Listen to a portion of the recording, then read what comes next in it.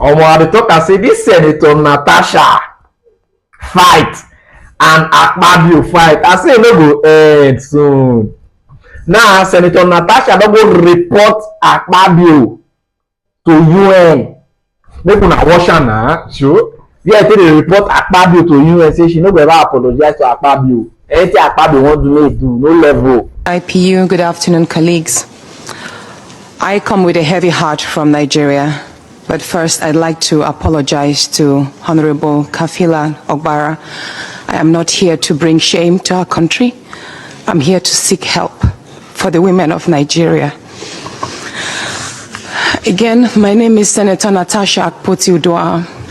5 days ago, on the 6th of March 2025, I was suspended. As a senator, I was suspended illegally because I submitted a petition of sexual harassment against the President of the Nigerian Senate, Senator Godswill Akpabio.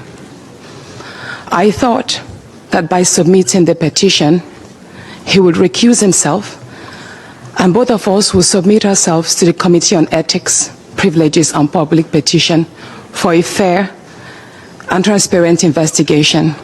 But unfortunately, I was silenced and I was suspended. I was suspended for 6 months, amongst many other stringent conditions, such as taking away my security, taking away all the officials, vehicles, and other items that were handed over to me as a senator. My salaries will be cut off. I must not appear anywhere near the National Assembly. And for 6 months, I'm not to introduce myself or present myself as a senator locally in Nigeria or internationally. That means I'm here illegally. But I had no other place to go but to come here and speak to you women.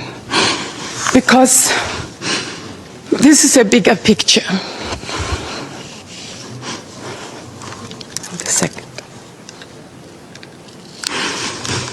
This is a bigger picture. It depicts the crisis of women political representation. My suspension is not just about me. It's about the systemic exclusion of women from political leadership in Nigeria. Women make up 3.6% of political offices, and in the Senate it's just 2.8. We have 109 men and only 4 of us are women. So right now it's 108 with only 3 women.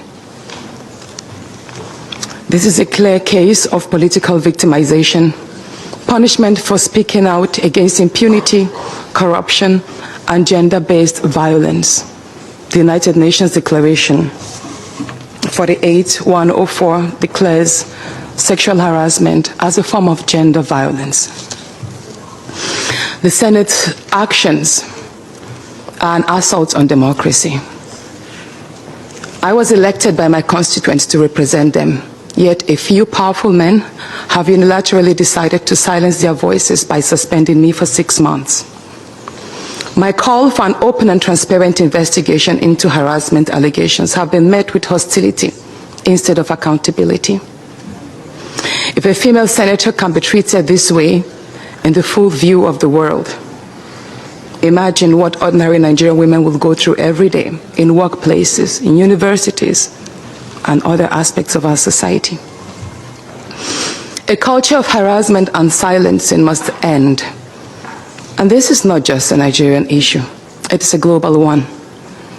Women in politics, media, and businesses face threats, intimidation, and violence for simply demanding fairness. From sex for grades scandals in universities to harassment in workplaces and political spaces, Nigerian women have constantly been forced into silence. We need stronger legal protections and a zero culture tolerance for gender-based discrimination and intimidation. My call to the international community is such that the world must not stay silent as democracy and women's rights are rolled back in Nigeria. I call on human rights organizations, women movements, and democratic institutions to hold the Nigerian Senate accountable. Nigeria needs global partners to push for women's political inclusion, safety, and protection from political harassment. You may ask, what are my next steps? I will resist the political intimidation.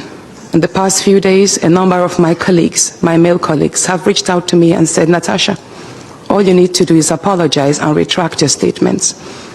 And I told them I am not going to apologize. I will not apologize for my truth.